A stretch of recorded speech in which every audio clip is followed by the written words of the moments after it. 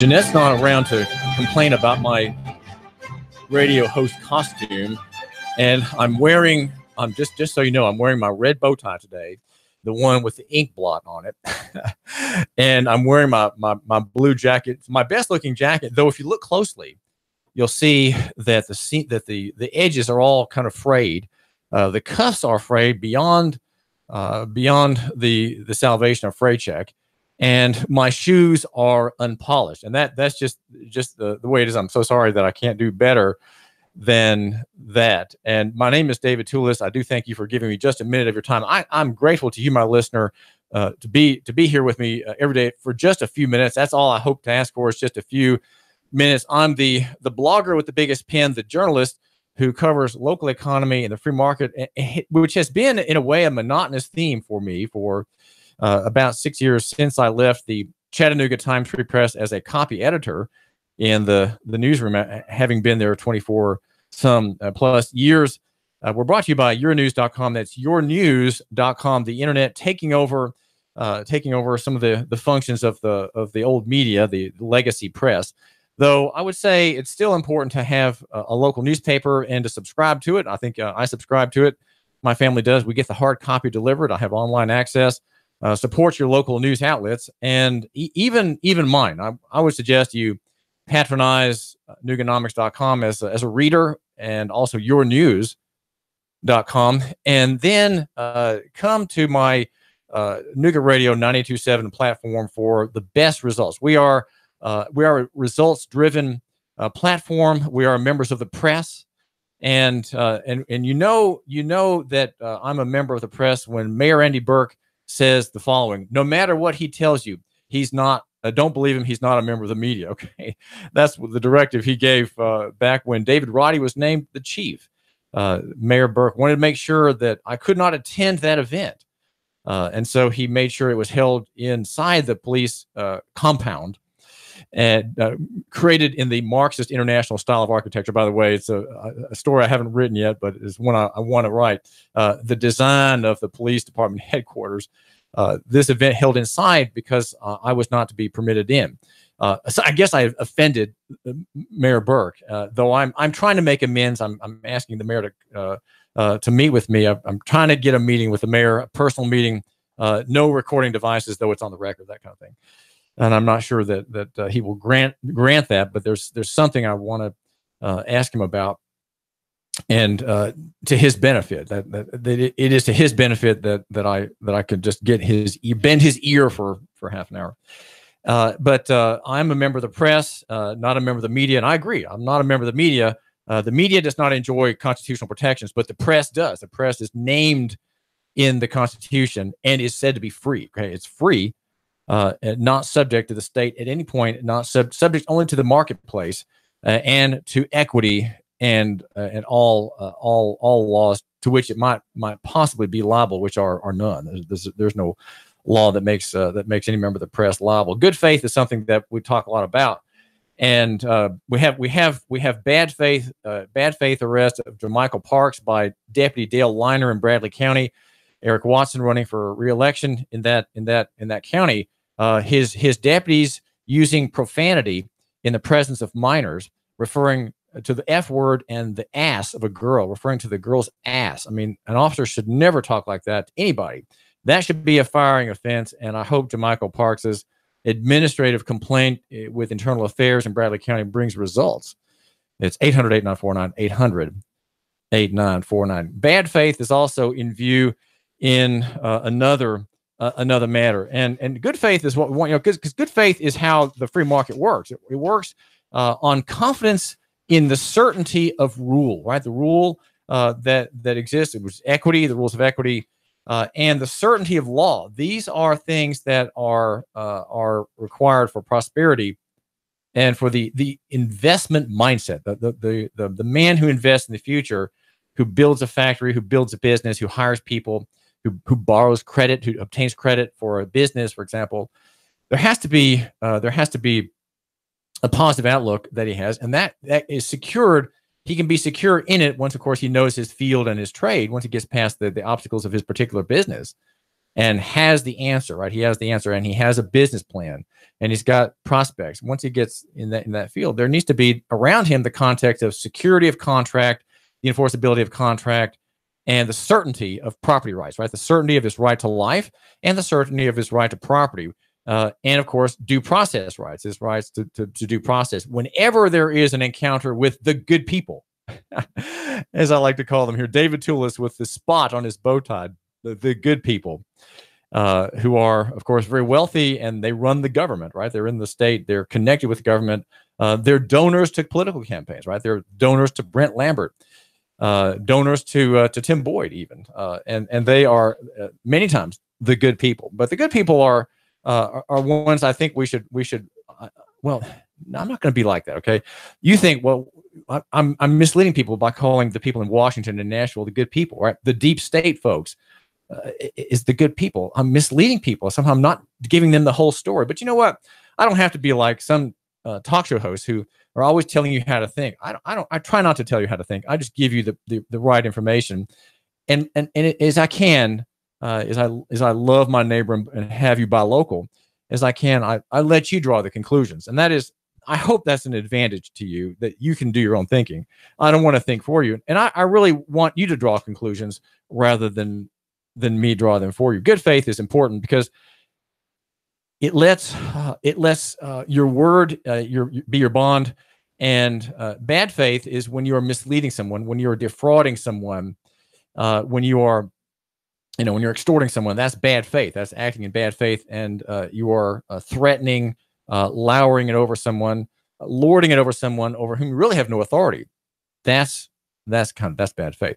800-8949, 800-8949. Now, the question of bad faith comes in here at this point with the Tennessee Department of Correction, the TDOC, and it is acting in bad faith, according to my correspondent. Now, I call the people in the prison system who contact me and who write to me my correspondents, and I would say I have two faithful correspondents. They are men of the biggest legal knowledge that you could want, and that's why I prize their correspondence.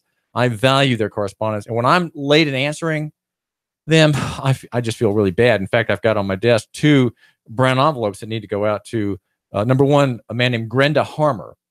Grenda, it sounds like the name of someone in a Faulkner novel, and he's in for another couple of years on a felony conviction.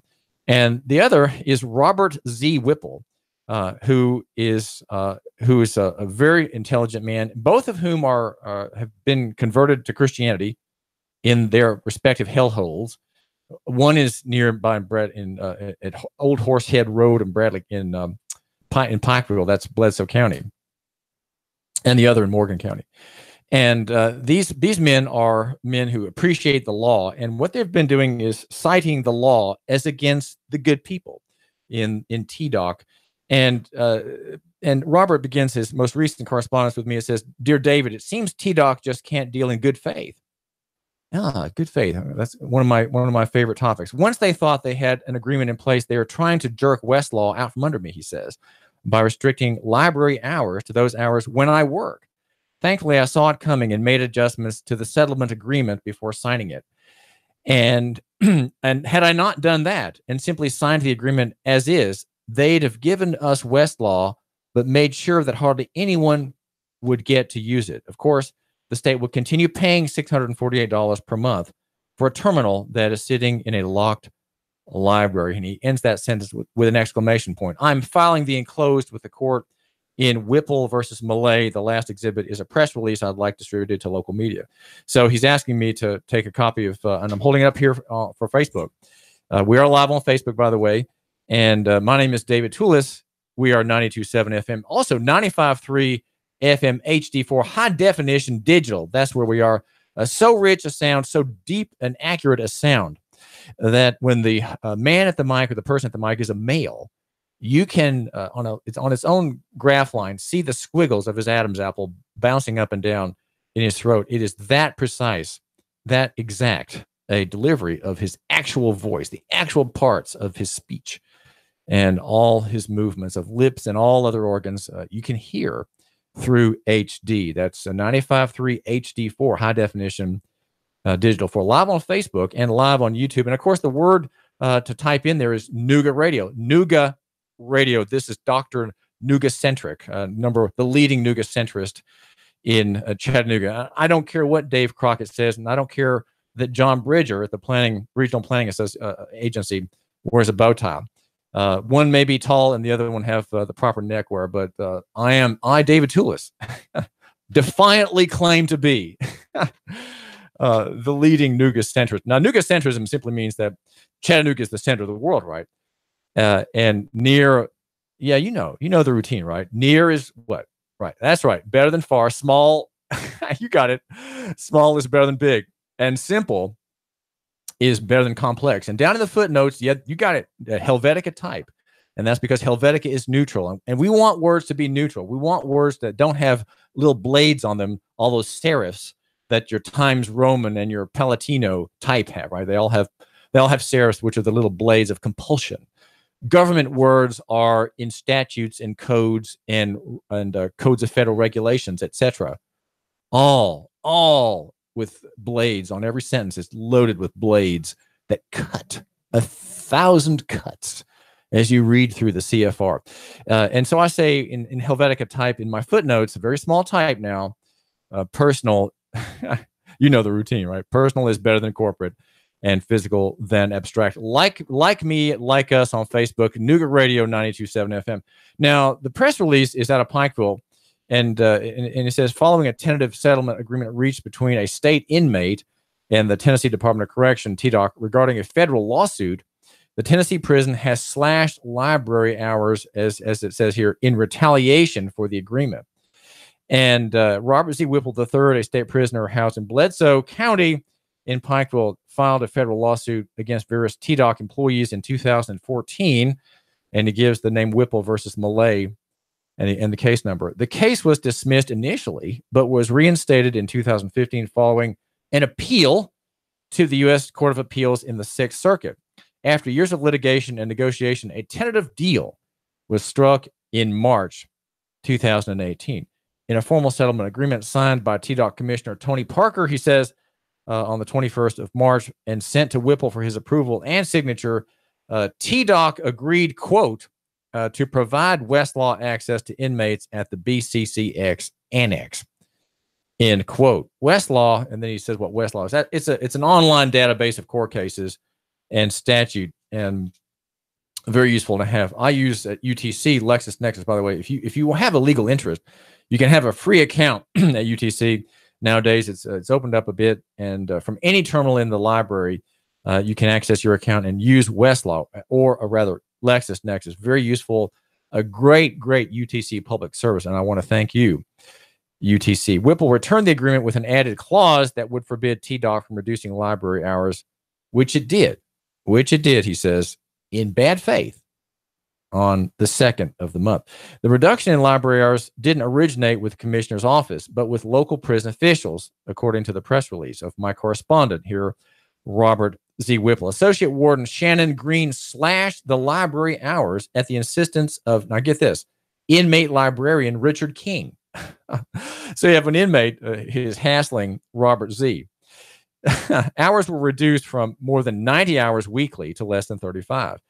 And get this, most of those hours coincide with Whipple's work schedule in the prison commissary, denying him access to Westlaw computer terminal he fought for, since it is kept in the library. Prison officials, when questioned about the change, according to the press release from my correspondent, insist that the library is run by policy, but offer no further explanation. The number is 800-8949, 800-8949. Careful examination of relevant policies indicates this is not the case, however. Retaliation or reprisals are banned by federal law, TDOC policy, and the standards of the American Correctional Association, ACA. BCCX is accredited by the ACA and is bound to follow their standards. So he says that the local officials are angry and jealous at his success in federal court and, quote, are willing to risk their careers just to try to get some payback. That's at the end of a press release sent to me in yesterday's mail in a very fat envelope that includes attachments and a motion on the front here is a motion to sanction. Get that? A motion to sanction defendants for bad faith negotiations. Now, bad faith, again, is something that we want. If you're one of the good people, you want to avoid any action that's in bad faith. What you want to be doing is always acting in good faith. And so, faith is, again, a question of confidence, right? In belief in. When you have faith, it's belief in. It's 800-8949, 800-8949. And also, I have a grievous piece of mail from the wife of Michael Haycraft. Michael Haycraft is a man with a severe, well, you call it a severe sin problem or a severe personality disorder. I'm not sure which framework best suits your mode of analysis in his story. But Beth, his wife, is trying to keep me informed of the situation pertaining to Michael, and his number, by the way, she emphasizes that his slave number. Well, yeah, if you're a prisoner, you have a slave number. If you're free, you have a slave number called your Social Security number. It's just we call it not slavery, we call it security. Okay, we just have the right word for it. But this man is constitutionally enslaved to the state as inmate number 00277-811. And she says, my husband is not a number, but a human being that is incarcerated due to severe mental illnesses. You are given an opportunity to hear part of his story in relation to his incarceration. He was placed against him. Charges were placed against him while he was in the therapeutic community while at Morgan County Correctional Complex. And then she attaches a document that Grenda Harmer, my correspondent, drafted. It kind of a legal complaint within the system. Michael, she says, is a man who survived severe childhood abuse, but was left with severe mental illnesses that resulted from that abuse. We were not aware of his mental health issues until 2014. Even with his diagnoses, Beth says the court's determined to punish Michael instead of providing him the treatment he needs so that he can lead a productive life. He's there from a kind of a bizarre plea bargain in a theft, a long sentence given to this man with a severe disorder. This cycle of punishment began when he was 12 years old. One could question why no one ever took the time to speak with Michael and to find out why he did what he did. One could question why our nation continues to punish the mentally ill with incarceration. A question beyond her own problems, right? That of the grieving faithful wife outside the system. She says, never have I heard someone tell a person with cancer, it's all in your head, or that happened years ago, get over it. I have heard this frequently when dealing with the mentally ill. We can't see oxygen, she says, but it's real. And the same is true of mental illness. It is my hope that one day as a nation and a people, we will stop punishing those with mental illness. It is my hope that someday we will break the stigma, just as we have broken many other stigmas over the year. It is my hope, she says, that someone, those with mental illnesses, will be able to openly admit they have a problem and receive appropriate treatment without the fear of shame, rejection, and humiliation. It is my prayer, she says, that someday every corrections facility will be turned into a treatment center, and that anyone who would abuse another in these centers be subject to admission to deal with their personal issues. And she says, I would like each of you who reads this to ask yourself how you would respond to being locked up 23 hours a day and having no control of your life, dehumanized, humiliated, and labeled for the rest of your life. Now imagine that while having a pre-existing mental illness. And that's Beth Haycraft writing about her husband, Michael. She lives in Saltville, Virginia, and has a grievous story to tell. And the question about faith, I think, comes up here. We're talking about good faith and bad faith. Neil Pinkston, Sheriff Jim Hammond, and Andy Burke and his employee, his man in charge of police, David Roddy, have occasion now to act in good faith regarding the abusive use of the transportation law. That is to say, the driver's license law, which I'm arguing based on a detailed analysis, detailed review of the law should not be made to apply to private people such as Rudy Soto Rodriguez and many others. The poor and the marginal in our country are sucked into the judicial industrial complex, a for-profit sector of the government, if there ever was one, the court system. They are sucked in as necessary fodder. They are part of, you might say, the victims of social management, but they are also the food for it. They are the food to keep the system going and to keep thousands of people in Tennessee and hundreds in Hamilton County and Chattanooga on the payroll, on the state payroll or the county payroll. And so there's no way that they cannot be arrested for having a revoked license, right, or having suspended, or being a private user, speeding, perhaps, right? These arrests of many of the most common-looking people. They are the most common, ordinary people. Look at their dour faces at Your Right to Know on the TFP website or Chattanoogan.com, which posts their bookings every day. Look at their faces. Ask, are they involved in transportation? Probably not. They should not be arrested under the transportation statute, in which they have only presumed subjection. Right? It's under rebuttable presumption that they are involved in transportation, one that they don't know how to rebut, and so they're caught in the grindstone of so-called justice. We have a bad faith system, and the reason it's a bad faith system is because the faith in the entire legal system in our state is not in God and God's law, which some occasional churches do mention God's law, though Christians are badly taught and not taught at all about God's claims upon the larger society. Apparently, in the modern church, God has claims only on individuals, but not on courts, not on economic systems, not on monetary systems, not on the use of force, not on the nature of corporations, and the whole question of personal liability and personal responsibility. These are questions outside the scope of God's interest, according to most people.